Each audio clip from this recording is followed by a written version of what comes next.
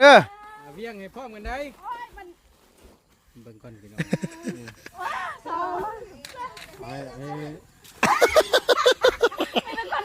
อู้ยคอยรุ่นน้ำจนมาอันนี้พี่น้องเอ้ย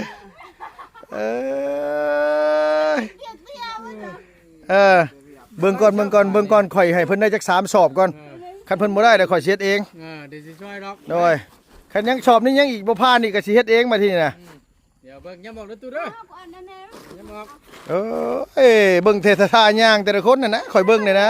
ของผ้าก็สิล่มเด้อของผ้าก็สิล่มเด้อเอา1 2 3ข่อยรุ่นน้ำกล้องซ้ำนี่แล้วเนาะเยี่ยมแข็งแรงอยู่คือตัวน่ะบ่นักอยู่บ่ดุนักอยู่บ่นะสวัสดีนี่เด้อพี่น้องเด้อสบายดีแหละสวัสดีคือว่ามันแบบคือว่าเอาขนมเลยนะไปเลยนะเอาคือลองเบิ่งเดี๋ยวให้ใส่กุ๊กเคลียร์ดีเลยนี่เฮ้ยเสียบด้วยตัวเองเปิดเบิ่งนุ่มก็จะจูงง่ายได้หรอวะก็เป็นไฟลูกเอาเดี๋ยวจะลอยลูกเงามาตรงหน่อยจะป้องง่ายยิ่งเนี่ยโมเมนต์ว่าเพื่อนสิได้อันว่าไม่ละเอามาไม่ยุกกันว่ากระสอบเข่าได้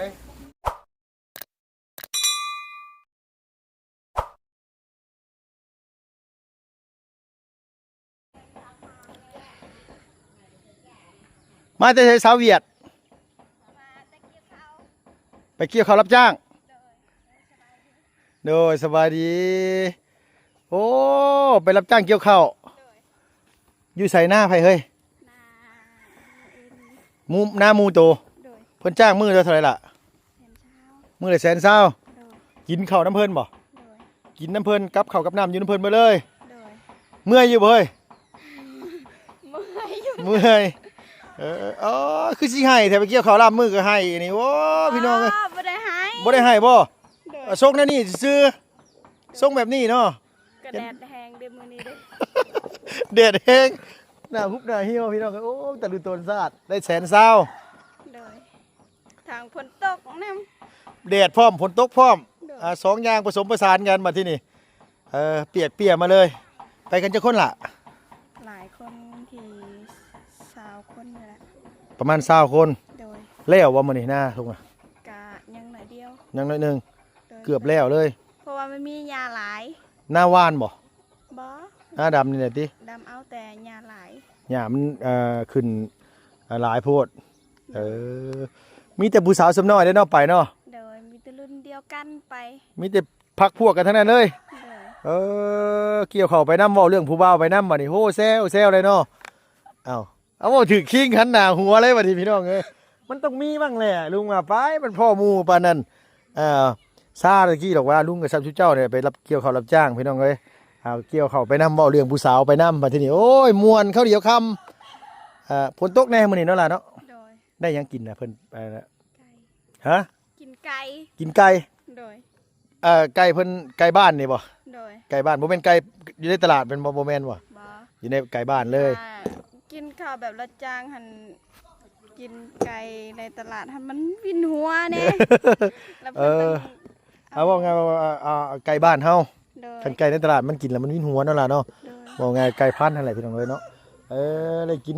ต้มหรือแกงหรือลาบต้มโดยกินข้าวทางฝนตกเอาผ้ามุงเอาไว้กินข้าวตอนฝนตกกันเลยโดยเอาจับเอาไว้อย่างแบบนี้มุงเอาไว้มันมืดนี่โดยป่ะยังไงมาตะเกียวข้าวจังพอจังบ่เห็นเบิดมือมื้อนี้เนาะไปรับจ้างมาได้เงินมา120,000เอาละพี่น้องเอ้ยเนาะพอได้ไปซื้อครีมมาทาหน้า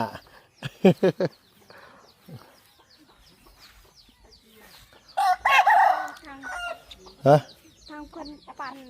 พอตู้เพิ่นปั่นเขาแล้วปั่นแล้วโอ้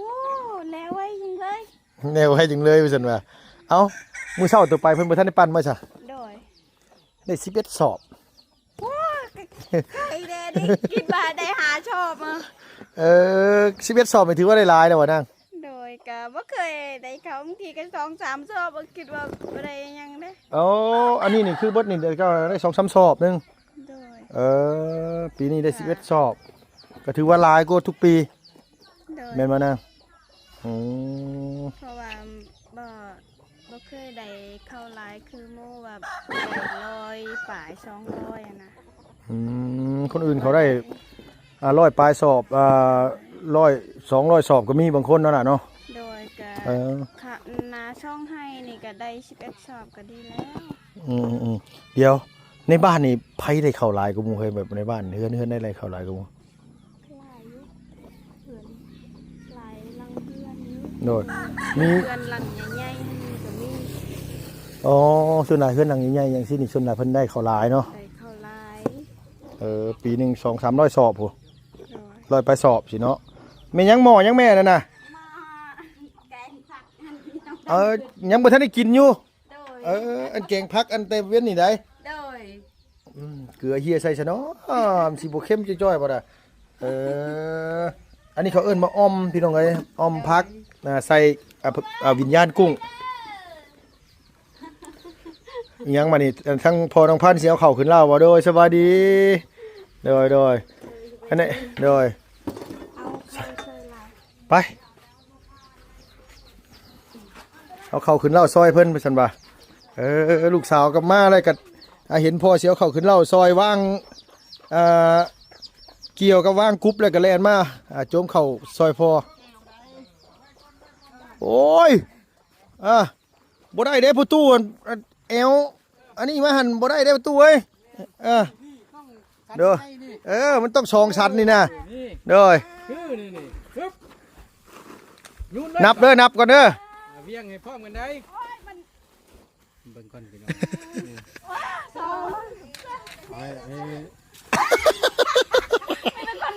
อู้ยค่อยรุ่นน้ำจนว่าอันนี้พี่น้องเอ้ย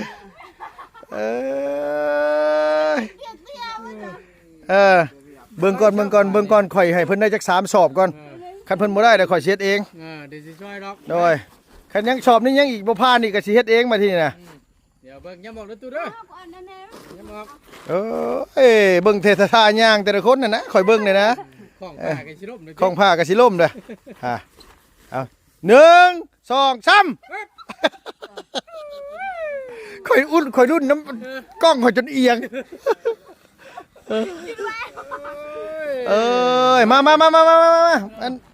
มาจับกล้องให้ลุงพี่เบิ่งได้ไหมเขาเหตุการณ์เหตุงานเหตุแบบใดมันจังร่ำจังรวยนี่ต้องเบิ่งสบายรุ่งนี่ซ้ำนี่หาลูกอีกแล้วเนาะเยี่ยมแกงห ว้า ลา วย อยู่คือตัวน่ะ บ่นักอยู่บ่ลุงนักอยู่บ่ บ่นะ สวัสดีนี่ สบายดีเด้อพี่น้องเด้อสบายดีแหละ สวัสดีคือว่ามันแบบคือว่าเอาขนมเลยนะไปเลยนะ เอาคือลองเบิ่งเดี๋ยวให้ใส่กุ้งก่อน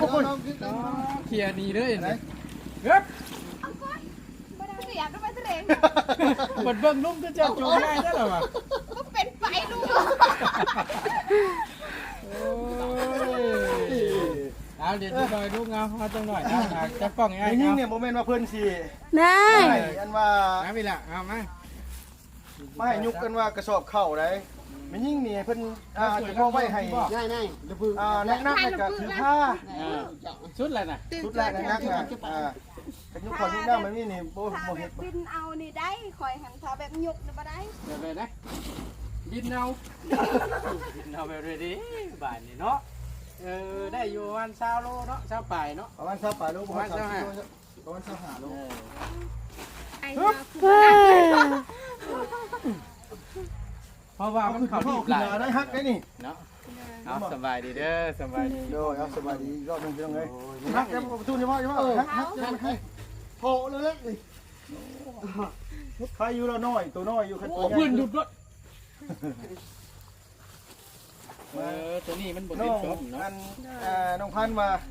ได้11สอบดีใจโดดดุ้งๆแล้วว่ะแต่ก้าวได้3-4สอบนึงนะ5สอบ6สอบ 16ชอบ ขึ้นแล้วแหละ อันใด ตั้งกี่ 16เลยแต่เก่าล่ะลุงเอ้ยปีนี้ถือว่าลุบเลยเรา เอาใช่พันธุ์แต่เก่าตัวนี่แต่เก่า16หรอ เราบ่ได้อยู่เฮือน เราบ่ได้อยู่เฮือน เลย โอ้ยบ่ฮู้ไปชังดอกซะอันนี้น่ะ จังดี ได้เข้า11สอบโดดดิดงดีใจ ตายแล้วลุง ไหน เหมือนเจ้าไปคุยรถนั่นไทยไงไปปั๊บหน้าน้องคุณก็ ไปเว้านะไปแล้วเนาะ เมียนก็กระไร โอ้ยอย่าบอกได้เฮ็ดกลางคืนบ่ได้ยังบ่ได้ตกลงว่าสิจ่ายเท่าไหร่อยู่ได้นั่นน่ะ จักราคาเท่าไหร่ที่เลย ราคาเท่าไหร่บอกไปให้ไปเบิ่งชื่อสิเฮ็ดได้บ่ได้อ่า แม่ก็ตอบไปว่าไปแล้วพวก ไปแล้วพี่น้องเอ้ยไปแล้ว ไอ้เนาะ เอาในประตูนั้นอย่าเอาได้ เป็ดไปคายนี่ไม่ไหวเลยเฮ้ยนี่น่ะ อ๋อขอยเฮ็ดกินน่ะเอาไป4 2กระสอบขึ้นรถจักบ่ได้ คอยเอาไปขาย3ชอบเอาว่าเดียวแล้วเฮ็ดน่ะ อันเอาไปซีนี่ชอบก็ชอบเอาขึ้นบ่ได้ เอาขึ้นบ่ได้ เอา เอา ไป ไป ขา ขาย ย ได้3 3ชอบทั้งหลัง1ทั้งหน้าซอง ไม่เฉยเอาใช่เคยขึ้นรถได้ทั้งน่ะแล้วเฮ็ดยังน่ะ มาอีกแล้ว โอ้ย2,000 มาสิไป2คันเลยน่ะ บ่ฮักคือพวกนี้น่ะโอ้ยอีหล่ะ นี่นะเออขายเนี่ย นาทีของงานมันคือโมแลนดินาทีของงานมันคือโมแลนดินี่จับกล้องกันไดปวดโคตรดอกกันดิโอ้ย ชอบยังชอบเข้าบ่เห็นครับ เอาไหมลุงเอ้ยยังดีมันบ่ทันเบิดนี่ล่ะคือไปทั้งใดได้บาทเลยพี่น้องเอ้ยให้จับกล้องให้ผมกดนาทีมันน่ะโอ้ยน้องโอ้ยสบายดีพี่น้องเอ้ยจ้างเป็นบาทดีคือเอ้ย ตอกเก่าแล้วครับตอกเก่า จับกับจับเป็นเรียรอแล้วตัวกันเนาะบ่ได้เบิ่ง อยู่ อย่าง ให้ นี้ คุ เนาะ ณอยู่หน้าคุณน่ะได้จักชอบอยู่หน้าผมโดยอยู่คุณน่ะได้10อยู่พี่ได้11ทั้งหมดทั้งมวลได้21ชอบ สองหมองนะหรือว่าได้ใดเอาแล้วโอ้ยงงอีกแล้วว่ะนี่คงชิแม่นแล้วเราอ่ะ บ่ได้จักอย่างช่ำบาทนี่ ชิตอบว่าแม่นกับบ่ตอบชิตอบว่าบ่แม่นกับบ่ตอบชงสีแม่นมาจัง โอ้หวานแม่นหน่อยเนาะ ว่าแม่นแล้วลุงเอ้ยกับสิว่ามันจบแล้วก็บ่เว้าเลยนี่ว่าชงสีแม่นเอาแล้วบ่ค่อยถามว่ากินอยู่บ่กบเอากินเลยแล้วว่ะข่อยบ่ได้ถามว่ากบอันอยู่ทงไห้ทงนาเขาว่ากบเพิ่นเราไม่นี่ได้ว่ะโอ้กินบ่ได้แล้วบ่ได้สิกินได้บ่เอ้ยที่ร้านก็สิจ้างนะคันกินเท่านั้นน่ะ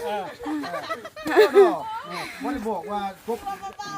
ก็ต้องถามก่อนว่ากบหยังที่ถามกบหยังเนาะอันนี้ว่ากินโลดเนาะ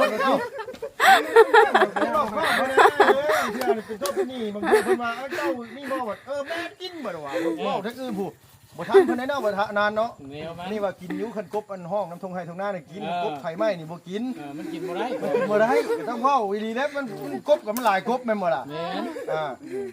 ตาย เอาคักๆได้เด้อ มันนี่เอาคักๆได้เอาคักได้คันว่าแม่นแล้วทั้งนี้10ทั้งนี้11ทั้งนั้น12ก็เป็น21 2กับแม่นกับแม่นโนดนะมันชงสิแม่นมันขมังแล้วประธาน บ่ได้ให้บ่ แล้ว อันบ่บ่แม่นบ่ได้เทบ่เดี๋ยวตั้งไว้เลย ตั้งไว้เลยนั่นแหละ ฮะ มีเราเป็นย่อไปสีมันจะง่ายเด้ เพราะว่ามันก็บ่ได้หลายปานใดเนาะโดยก็คือหลายลุงมึงเนี่ยเพิ่นหยุดอยู่ โอ้เอาลองมึงนะถึงได้ช็อตนี่ จ่ายรถไปว่า มันก็ขาดชูอันนอกนั่นก็เนาะตอกมันเก่าเลยเนี่ยตอกเก่าเลยตอกมันว่าอันนี้ มัน อ่อน น่ะอันน่ะ อันไหน เจ้าข้างนั่นพันเฮ็ดมาดูนะเตรียมมาไว้มัด รักเลือดไทยกี่ป้องกันก็เป็นจอย บ่เห็นก็มีน้องเลยสิได้ใครใหญ่ตัวเตรียมไปปั๊บดินบ่อ่ะตั้งหัวนาทีบ่ได้บาทนี่ แดงเป้งๆอยู่ แรงเป่งเป่งอยู่ นึกว่ากินกา มันติด เออ ไอ้บอกว่ารถไทยมาสี่จะรถก่อนนี่มัน หันกล้องให้อยู่พี่น้องเลยหันให้หันจอนาทีนั่นบุกกดในประตูนะว่าได้ไรมือกล้องนี่ก็ได้ว่ามือปืนบ่พลาดเด้อมือปืนเด้อปรับปรุงใหม่มือปืนนี่ ตัวปืนมาได้บ่นั่นเห็นนึกว่าไปเต้นน้ำมูอยู่บ่ป่วยมานิ่งแถวว่าบ่ได้ได้บ่ได้คือมูก็ให้กันนั่นนุ่งก็ได้ เกียดได้หน่อยเนาะ โอ้โจมไปชอบเข้านี่ขึ้นมาเจ็บแหวบ่เลย เอาพับไว้นะแม่ตัวนี้นั่ง เบิ่งพี่น้องไงเบิ่งบ่ได้ก็ตรวจสอบด้วยตัวเองก่อนเนาะเป็นอยู่เนาะโอ้ได้บ่คือกึบ่ได้กึนี่ไว้กึนี่บ่ได้เบิ่งหยังเลยกึนี่ จับไปดีนะยอม บ่ไหวว่าที่ประธาน บ่ไหวเด้นี่ กระดาษขอไม้น้ำเยอะให้เขาฟัง ค่อยกินข้าวได้ประธานให้เมื่อกี้นี่ปั้นเฮือนน้องพรเมื่อกี้นี่อ้อมเขียดน้อยใส่อันว่าใบโหระพาโมเมนใส่ใบกะเพรา มีเขียนน้อยน้ำ เอาเขียดจะหน้าเอาอีนาง คือบ่ เขียดจะหน้า เขตดินชาย ก็นั่นแหละเขียดจะหน้าโอ้ยบอกว่าเขียดจะหน้ายังมาเถียงเขาอยู่ได้เดี๋ยวนี้อันนี้โมเมนต์ผมบอกเขียดดินทรายเพิ่นว่าโอ้บุจักบุชังพี่น้องเอ้ยเขาเอิ้นเขียดจะหน้าอะไรเขียดดินทรายขนาดที่ว่ามันอยู่ในดินทรายแหละไปคุยเอานะมันบ่ไปคุยเอาย่ามนี่มันก็สิแซ่บย่ามนี่มันเข้าเบ้าเพิ่นเอิ้นน่ะ เราเฮ็ดยังขึ้นไปแต่เมื่อยแท้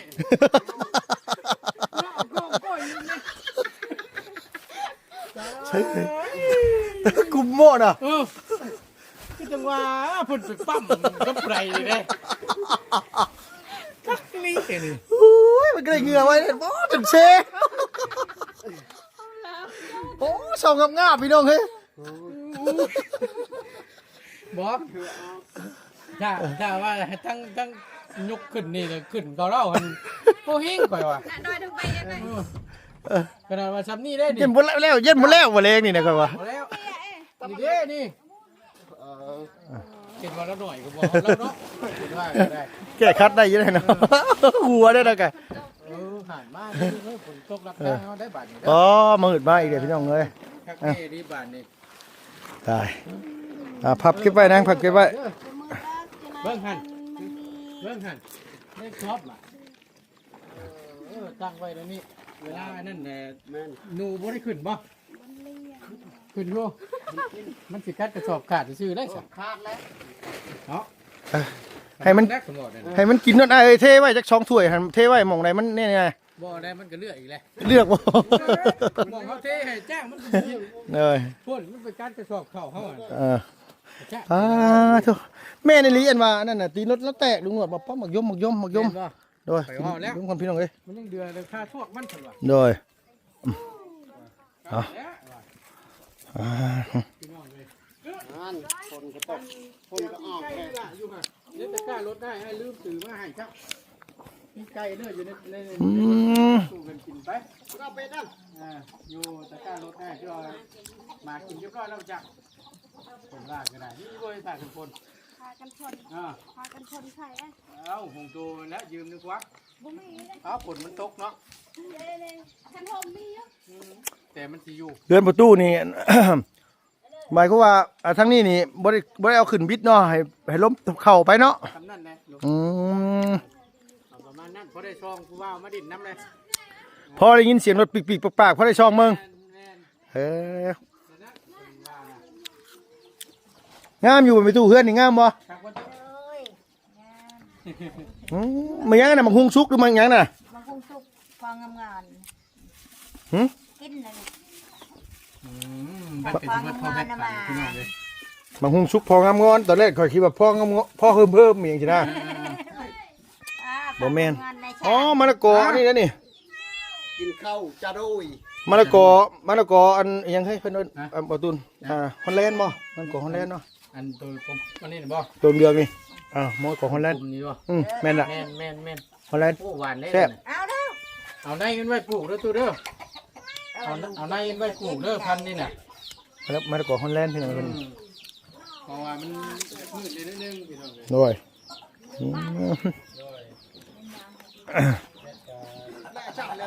โอ้ทางนี้ก็ย่อผ้าเข่าอีกแล้วลุงกินเรียบร้อยแล้วลุงน่ะเอาอุ่นเนี่ยก็นั่งกึปิ้งไก่ละมาอุ่นก่อนลูกอุ่นก่อน เตืออาหารเรียกว่ากาเท่าเรียกว่ากาเตือเอาไหนจ้าฮะ กินให้มันแล้วก่อนเด้อเด้อแล้วก่อนกึ๊บ เลย อัน แม่ตัวนี้ ฮะ ใช้อันเจือมันสูงกาเจ็บมันน่ะ แม่มันเจ็บไปอ่ะ ฮะ เจ็บไอ้จ๋าเล ใช้ ย เบิ่ง ถุ ลู ง ก มันใจแม่ ขางปิ้งไก่ก่อน แดกรถแดกไปกินรถดูเลย บ่ได้ค่อยกินแล้ว ไอ้ตีมันลุกดู บ่ได้ ตีค่อยๆได้ปตีแหงได้ แม่นี่บ่กินก็ได้ว่า ย่านคือกันแล้วกันเนาะ ดันมันเจ็บ เอากินเด้อเลยนะกินก่อนเด้อได้ ลูกขาเดียว โอ้ยลาบปลานะ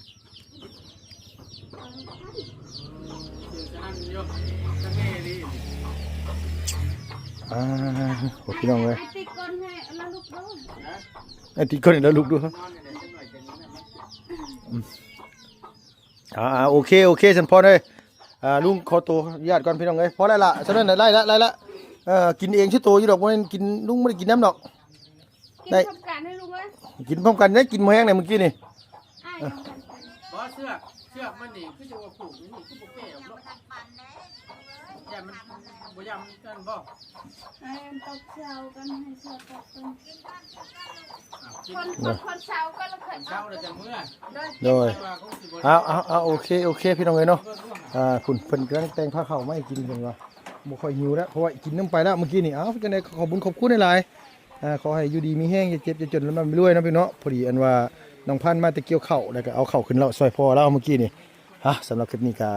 ไปแล้วพี่น้องเนาะบ๊ายบายสบายดีเด้อพี่น้องเด้อบ่สุขุสุคนเนาะ